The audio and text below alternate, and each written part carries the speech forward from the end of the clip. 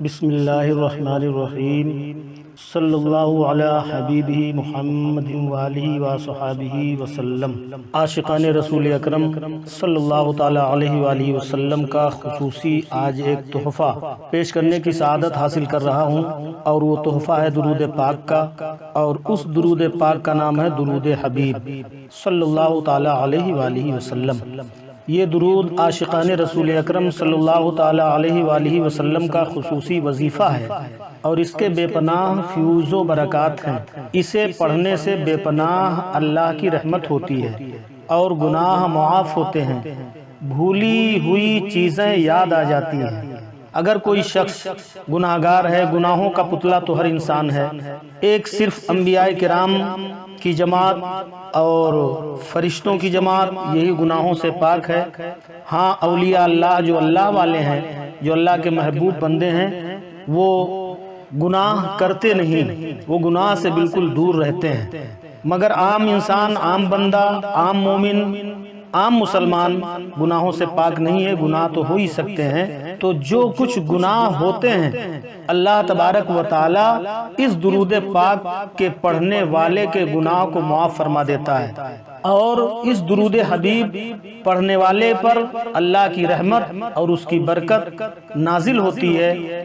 اگر کوئی شخص کوئی چیز بھول جائے، بہت سے ایسے لوگ ہیں کہ جو چیز کہیں سے رکھ کر، کہیں دے کر، کہیں دفن کر کے بھول جاتے ہیں، ان کے لیے ایک خاص تحفہ ہے کہ بھولی ہوئی چیز اس درود پاک کے پڑھنے سے یاد آ جاتی ہے۔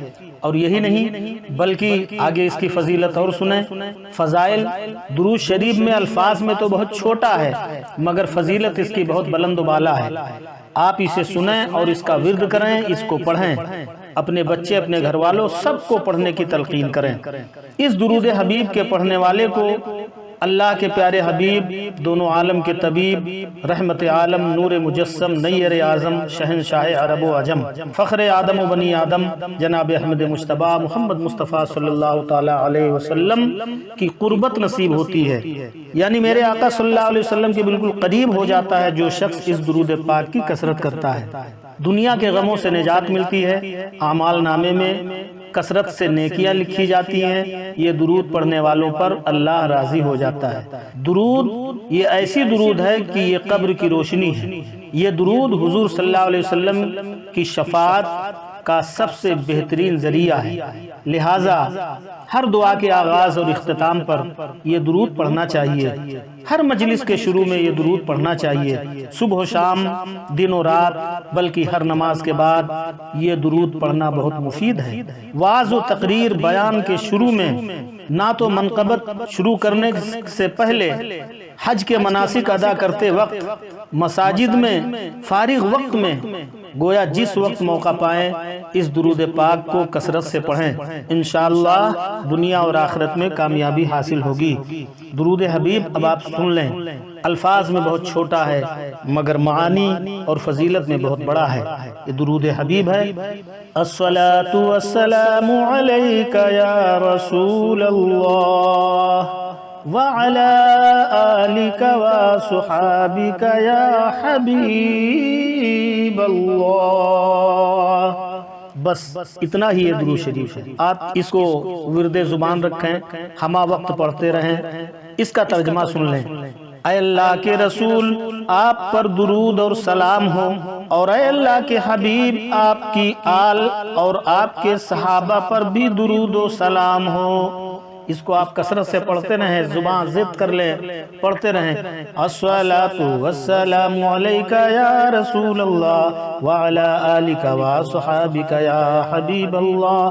الصلاۃ والسلام علیک یا رسول اللہ وعلی آلک وصحابک یا حبیب اللہ۔ الصلاۃ والسلام علیک یا رسول اللہ وعلی آلک وصحابک یا حبیب اللہ۔ اس کو آپ گنگناتے رہیں، بیٹھتے اٹھتے چلتے پھرتے سوتے جاگتے آپ اس کو گنگناتے رہیں، سونے کے بعد آنکھ کھلے آپ اس کو پڑھتے رہیں، سونے سے پہلے آپ بستر پہ جائیں اس کو پڑھتے رہیں، گنگناتے رہیں، اللہ تبارک و تعالیٰ کی رحمت اور برکت آپ کو ملے گی۔